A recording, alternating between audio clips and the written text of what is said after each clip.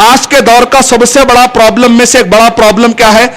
Recession. Recession مطلب recession ہے، inflation ہے اور کریڈٹ کرنچ. انفلیشن کا مطلب ہے products are there but they are very expensive. Market میں پروڈکٹ موجود ہے لیکن وہ بہت مہنگا ہے تو کہتے ہیں انفلیشن. ریسیشن کا مطلب ہے products are there but there is no buyer to buy it. Recession کا مطلب ہے کہ پروڈکٹ موجود ہے، زمینیں موجود ہیں لیکن مارکیٹ میں خریدنے والا نہیں ہے، کیونکہ مارکیٹ میں خریدنے والوں کے ہاتھ میں پیسہ ہی نہیں. اس کو کہتے ہیں ریسیشن. کریڈٹ کرنچ کا مطلب ہوتا ہے کہ پروجیکٹس آر دیر، وہاں پر پروجیکٹس موجود ہیں لیکن کوئی فائنانس کرنے کے لیے بینک آگے نہیں بڑھتی کیونکہ بینک میں پیسہ ہی نہیں ہے. یعنی دنیا کے اندر اکنامک پرابلم چل رہا ہے فی الوقت، اس کو کہتے ہیں ریسیشن. کیا ہے دنیا میں ریسیشن؟ یہ کیوں آیا؟ سود کی وجہ سے آیا. اللہ تعالیٰ نے قرآن مجید میں ارشاد فرمایا یمحق اللہ الربا ویربی الصدقات.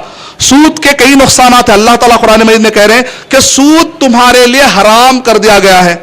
احل اللہ البیع وحرم الربا. سورہ بقرہ سورہ نمبر 2 آیت نمبر 275 276 277 278 279.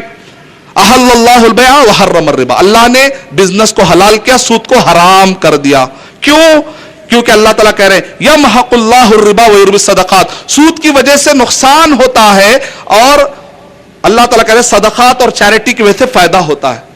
کیا نقصان ہوتا ہے؟ پہلا نقصان جو ہم کو سمجھ میں آتا ہے وہ ہے سود کی وجہ سے انبیلنس اکانومی سسٹم ہو جاتا ہے. غریب ہوتا چلا جاتا ہے اور امیر ہوتا چلا جاتا ہے.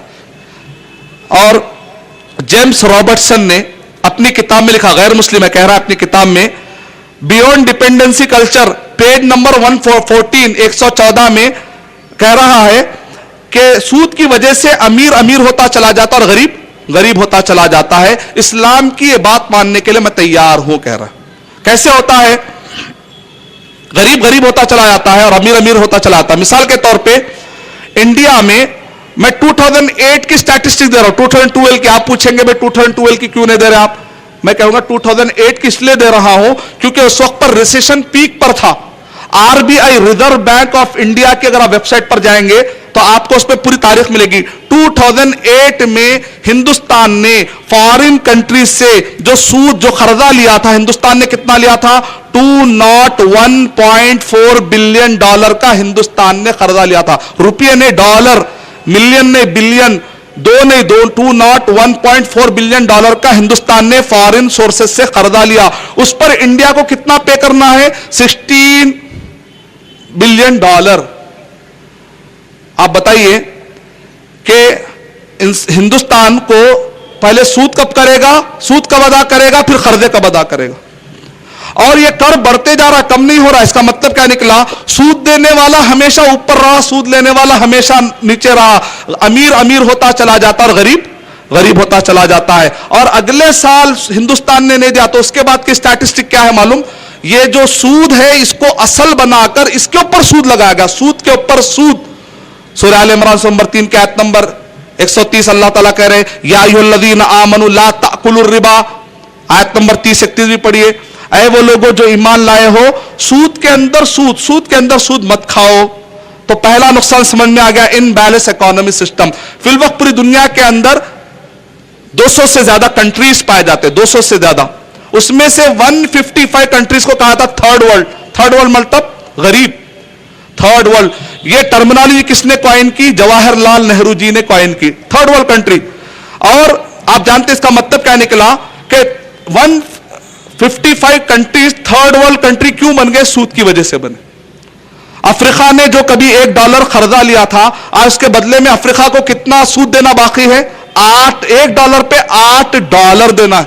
کب سود ادا کرے گا، کب اصلی ادا کرے گا؟ غریب ہوتا چلا جاتا ہے، امیر ہوتا جاتا. سیکنڈ نقصان یہ ہے کہ ایکومولیشن آف منی.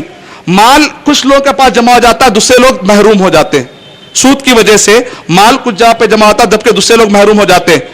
مثال کے طور 2008 کی CIA فیکٹ بک کے مطابق ہم نے کیلکولیٹ کیا، جی ڈی پی ریٹ نکالا. ہر ملک اور ہر کنٹری کا جی ڈی پی ریٹ کے جیسے آپ پہنچ جا سکتے ہیں کہ فی الوقت پوری دنیا میں کتنی کرنسی ہے کہہ کر ہم نے 2008 میں مطالعہ کیا. کیوں؟ اس لیے کہ ریسیشن پیک پر تھا. میں اس وقت کی آپ کو بتا رہا ہوں اسٹیٹسٹک. उस वक्त पर पूरी दुनिया में कितना माल मौजूद था? 65.61 ट्रिलियन डॉलर। 65.61 ट्रिलियन डॉलर उस वक्त पर दुनिया में इतनी करेंसी मौजूद थी। आप ताज्जुब करेंगे, इसमें का जो 50 पर, इसमें का 2/3, एक 3 में अगर बांटेंगे माल को, 2/3 कितने लोगों के हाथ में? 2/3 करेंसी ऑफ द वर्ल्ड कितने लोगों के हाथ में है? 50% ऑफ पॉपुलेशन। अगर दुनिया के 50% लोगों के हाथ में है तो फिर भी बात समझ में आ रही। 50% लोगों के हाथ में भी नहीं है, 10% लोगों के हाथ में भी नहीं है, 1% लोगों के हाथ में भी नहीं है, 0.15 के हाथ में दुनिया का 2/3 पैसा रखा हुआ है। बाकी के 99.85 लोग हम पूरे मिलके वो 1/3 जो है उसमें लाइफ गुजार रहे हैं। इसको कहते हैं एक्यूमुलेशन ऑफ मनी। सूरह हशर सूरह 59 के आयत नंबर 5, 6, 7 अल्लाह ताला कह रहे हैं, कैला यकून दुलतम बैनल अगनियाई मिनकुम, ऐसे इकोनॉमिक सिस्टम मत बनाओ कि माल सिर्फ अमीरों के पास रह जाए, गरीबे महरूम हो जाए। इस्लाम में ऐसा सिस्टम जायज नहीं है। इस्लाम में इसका हल क्या है? इस्लाम कहता है बिजनेस के साथ साथ इस्लाम चैरिटी को लाजिम करता है। नतीजे में मान लीजिए, अब जो मैंने आपको स्टैटिस्टिक बतलाई, ये 0.15 लोगों के हाथ में कितना पैसा है? 2/3 माल में का 2/3 रखा हुआ है। अगर ये माल में का ये लोग 10% अगर अल्लाह की राह में निकाल दें तो दुनिया के 155 कंट्रीज जो खर्जे में मुब्तला हैं, इन सबके खर्जे सूद के साथ अदा हो जाएंगे। सिर्फ 10% अगर दे देंगे चैरिटी। अगर ये लोग अपने माल में का 5% देंगे, 133 कंट्रीज आजाद हो जाएंगे। अगर ये अपने माल में का 2.5% देंगे, ज़कात कितनी अदा करते हैं मुसलमान? अगर पूरी दुनिया में इस्लाम रहता तो पूरे मुसलमान अदा करते। 1.7 बिलियन मुस्लिम है, हम तो चाह रहे कि 7 बिलियन भी ज़कात अदा करें, पूरे मुस्लिम हो जाए, ये हमारी ख्वाहिश है। क्यों? ताकि पूरे लोग मिलकर अगर 2.5% अगर अदा करेंगे, 0.15 मतलब ज़कात के मद में आ गया बेचारा। अगर ये अपने माल में का 2.5 कर देगा तो दुनिया में जितने भी बिलो पॉवर्टी लाइन है वो पूरे अबव पॉवर्टी लाइन आ जाएंगे। खत्म, मसला हल है।